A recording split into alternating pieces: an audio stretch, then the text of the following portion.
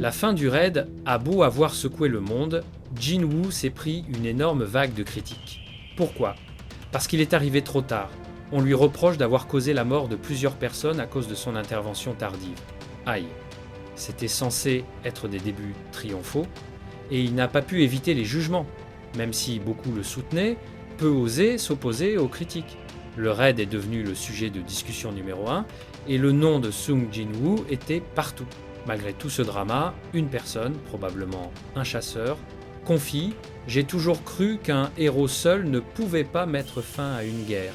Mais depuis ce raid, j'en viens à penser que c'est pas forcément vrai. Ça, c'est ce qu'on appelle un coup de boost moral. » La personne remercie Jin-Woo et lui dit qu'il vient d'écrire le dernier chapitre de cette tragique histoire. C'est dans cette ambiance post-catastrophe que les choses sérieuses commencent. Un vieil homme demande à Jin-Woo « Tu comptes créer ta propre guilde ?» Jin-Woo, toujours très posé, répond que, en tant que rang S, il n'a pas besoin de licence de maître de guilde. Il a juste à en faire la demande à l'association. Et là, le vieux l'interroge sur un incident plutôt étrange sur l'île de Jeju. Rappelez-vous, juste après le raid, pendant que d'autres personnes étaient mobilisées pour nettoyer et collecter les pierres magiques, elles ont toutes perdu connaissance. C'étaient pourtant des chasseurs de rang A et B. L'homme demande à Jin-Woo s'il n'aurait pas, par hasard, déployé une barrière ou un truc du genre. Jin-Woo, avec l'air le plus innocent du monde, répond « Non, je n'ai rien fait de tel. » Petit jeu de mots. Bien sûr, Jin-Woo, on te croit. C'est juste le vent qui a fait dormir tout le monde. Le plus bizarre, c'est qu'aucune des personnes évanouies ne se rappelle de ce qu'il s'est passé. Ça sent le « je ne sais rien, mais c'est moi à plein nez ». La conversation est coupée net par l'arrivée de l'agence de contrôle des chasseurs des États-Unis, un certain agent spécial Adam White, un beau gosse blond, avouons-le, débarque. Il a dû pister Jin-Woo parce qu'il n'était pas à son bureau. Adam White a une information exclusive qui pourrait intéresser Jin-Woo. Et attention, ce n'est pas une info que n'importe quelle organisation ou pays possède. Il explique qu'après sa performance épique à Jeju, leur directeur adjoint voulait absolument le rencontrer en personne. L'objectif ? Échanger cette info contre des avantages pour les USA, c'est ce qu'on appelle une offre exceptionnelle. C'est parti pour la réunion de haut vol.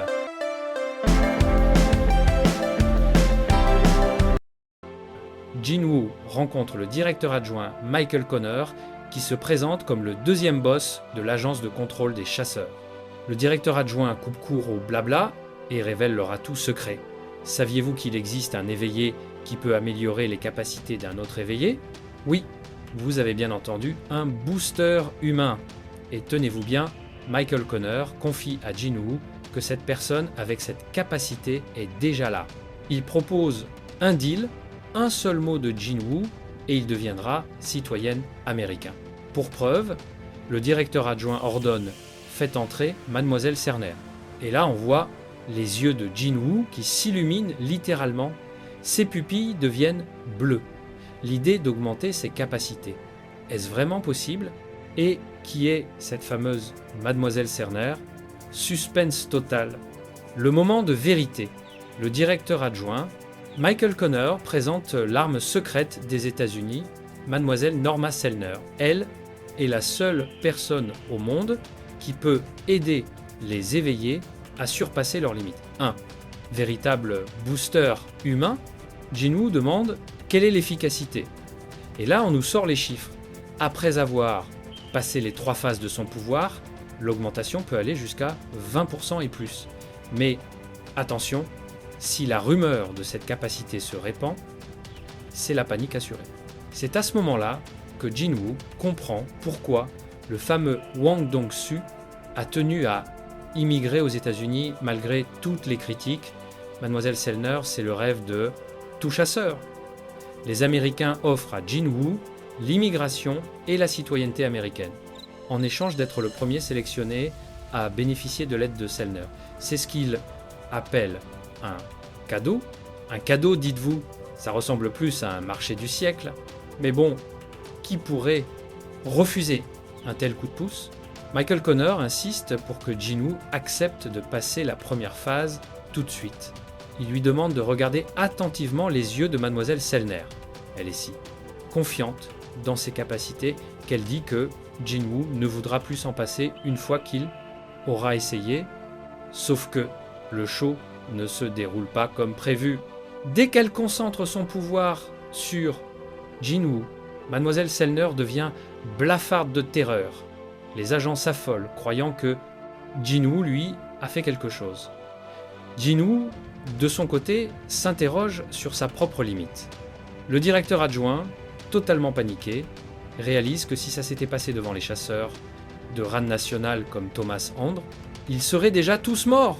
On raccompagne Jin, car Mademoiselle Sellner ne se sent pas bien.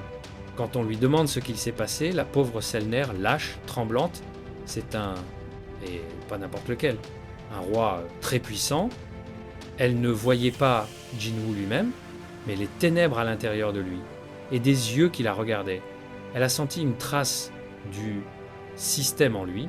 Ses yeux remplis de terreur confirment à Jinwoo que Mademoiselle Sellner ne voudra plus jamais le revoir.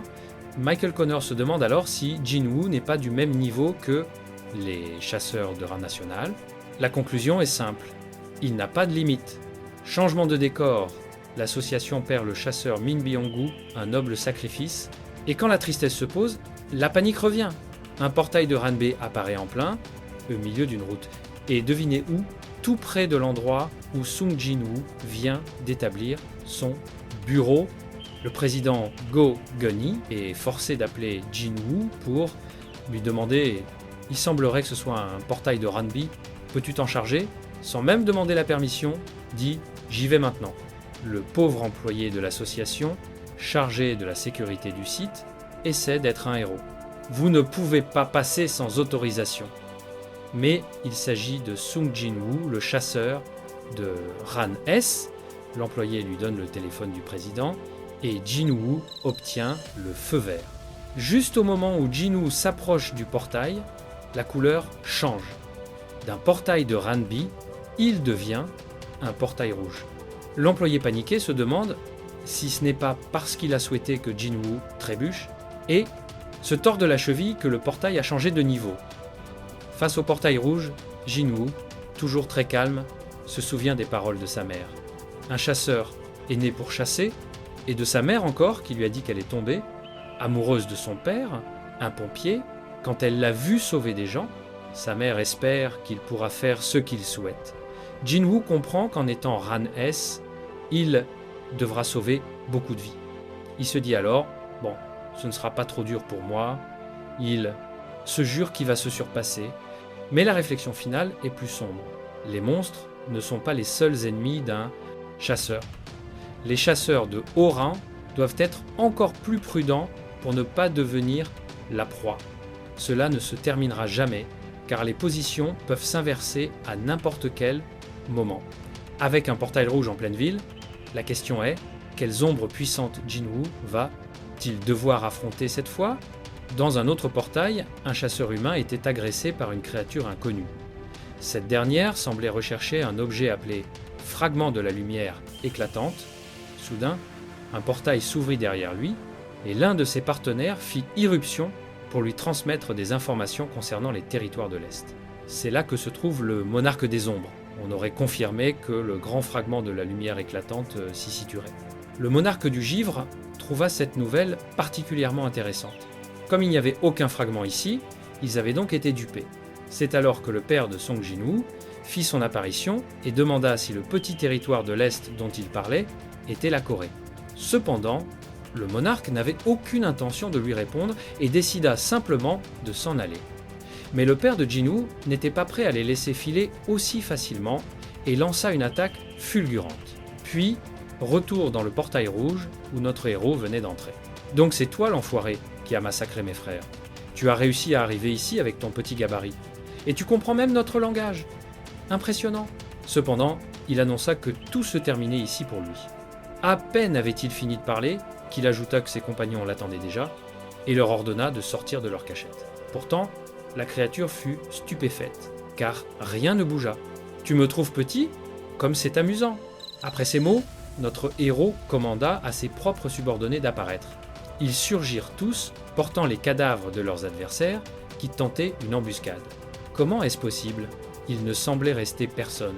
En voyant les corps de ses frères ainsi que le nombre d'ennemis face à lui, la créature insulta Jinwoo. Tuez-les tous. Dès cet ordre, les soldats de l'ombre foncèrent sans hésitation sur leurs adversaires. Le carnage débuta alors.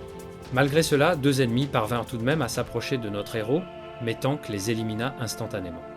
Le chef des monstres insulta encore Jinwoo et tenta de l'attaquer. Cependant, avec Beru et Igri présents, une telle audace était impossible.